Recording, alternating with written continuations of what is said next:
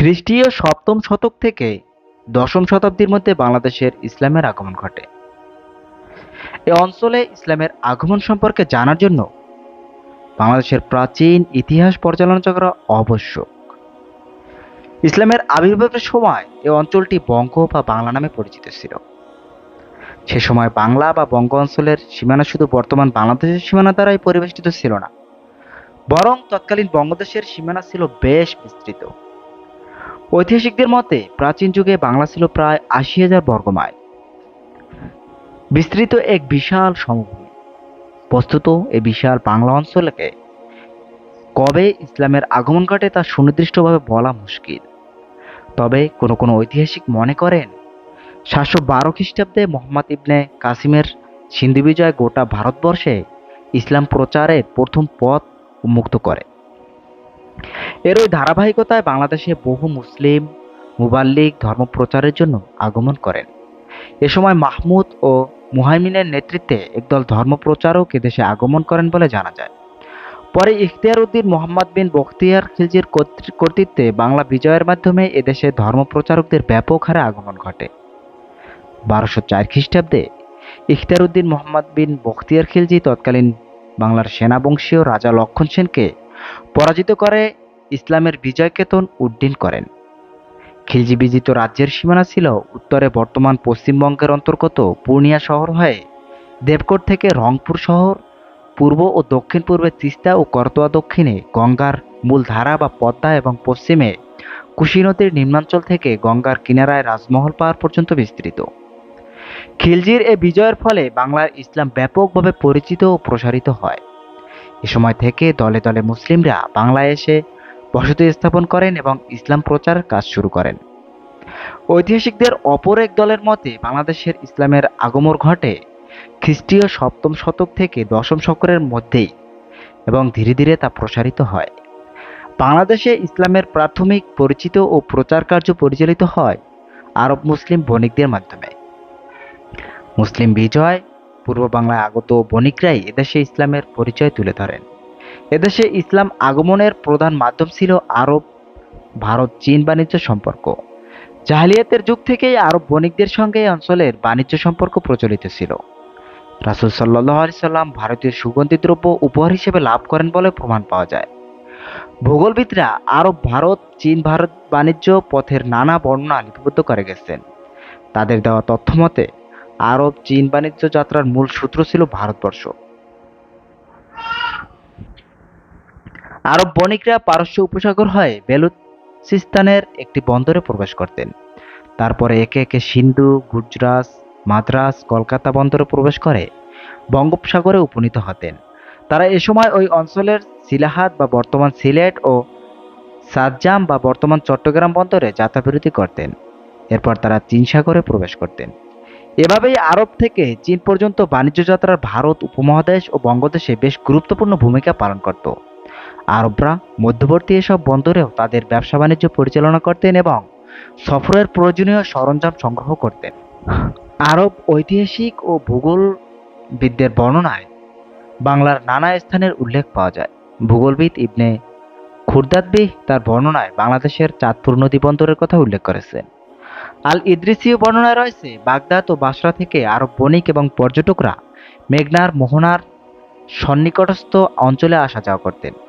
বস্তুত মহানবী সাল্লাল্লাহু আলাইহি সাল্লামের নবুয়ত পূর্ব বহুকাল ধরেই আরব ভারত চীন বাণিজ্য সম্পর্ক বিদ্যমান ছিল। ইসলামের আবির্ভাবের পরও এই সম্পর্ক অব্যাহত ছিল। আরব মুসলিম বণিকরা তৎকালে এ পথ ধরেই বাণিজ্য যাত্রা অব্যাহত রাখেন। ফলে ইসলামের আবির্ভাবের অল্পকালের মধ্যেই ভারতবর্ষে তথা বাংলাদেশে ইসলামের আগমন ঘটে। বাণিজ্য উপলক্ষে আগমন করলেও আগত এসব আরব মুসলিম বণিক ও এদেশের জনগণের মধ্যে ইসলাম প্রচারের সুযোগ হাতছাড়া করেননি। তারা যেসব বন্দরে যাত্রাবিরতি করতেন সেখানে ইসলামের প্রচার করতেন।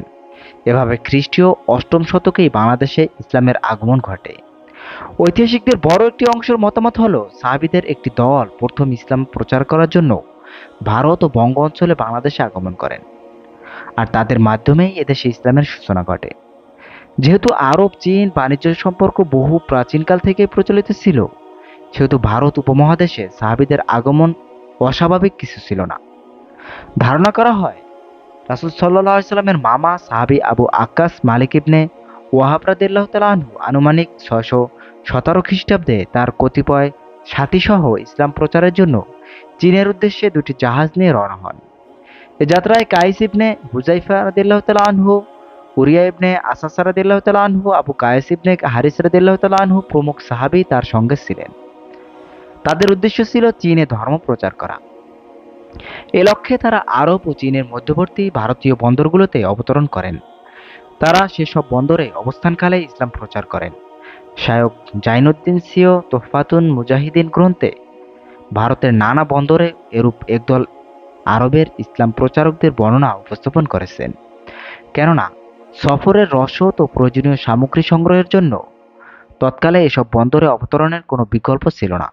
সুতরাং ধরে নেওয়া যায় সাহাবীরা বাংলাদেশের ইসলাম প্রচারের সূচনা করে গেছেন। মূলত এভাবেই বাংলাদেশে ইসলামের আগমন ঘটে। আমরা গর্বভরে নিজেদের মুসলমান পরিচয় দিতে পারি। সেসব অলি আউলিয়ারা স্বদেশ পরিজন ছেড়ে এদেশে না এলে আমরা কখনোই ইসলাম পেতাম না।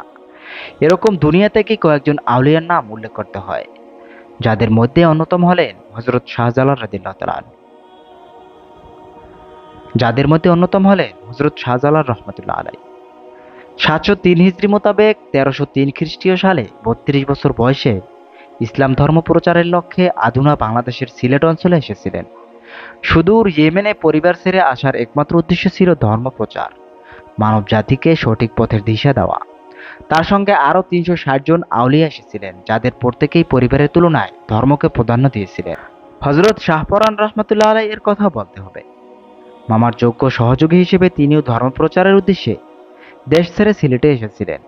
এরপরই যার নাম আসবে তিনি হলেন সুলতানুল আরেফিন বাইজিদ বোস্তামি রহমতুল্লাহ আলাইহি। ৬৬১ হিজরিতে সুদূর ইরান থেকে তিনি চট্টগ্রামে আসেন এবং ধর্ম প্রচারে অনিয়োগ করেন। নেত্রকোনা ও ময়মনসিংহে শাহ সুলতান রুমি রহমতুল্লাহ আলাইহি আসেন ৪৪৫ হিজরিতে। বাবা আদম শহীদ রহমতুল্লাহ আলাইহি ৪৯২ হিজরিতে বিক্রমপুর, ঢাকা ও পাবনায় ইসলাম প্রচার করেন। শেখ ফরিদউদ্দিন গঞ্জেশকর রহমতুল্লাহ আলাইহি ফরিদপুরে ধর্মের দাওয়াত দেন। শাহ মাকদুম রূপোশ রহমতুল্লাহ আলাইহি ৬১৫ হিজরিতে রাজশাহীতে আসেন। তিনি ছিলেন রাজশাহী অঞ্চলের শ্রেষ্ঠ ইসলাম প্রচারক। শেখ শরফুদ্দিন আবু তাওয়ামা ৭৭৭ খ্রিস্টাব্দে ৬৭৭ হিজরিতে নারায়ণগঞ্জে এসে এদেশে প্রথম হাদিসের দরজ দেন। এসব অলি আউলিয়াদের অধিকাংশ আরব, ইয়েমেনে, ইরাক, ইরান, খোরাসান, মধ্য এশিয়া থেকে এসেছিলেন, কিন্তু তারা আর নিজেদের দেশে ফিরে যাননি। ধর্ম প্রচার করতে করতে এদেশে চিরতরে শায়িত হয়েছেন। যাদের ত্যাগ তিতিক্ষার ফলে আমরা ইসলাম পেলাম, আল্লাহ তাদের চির সুখের জান্নাতে মহান সম্মানিত আসনে সমাসীন করুন।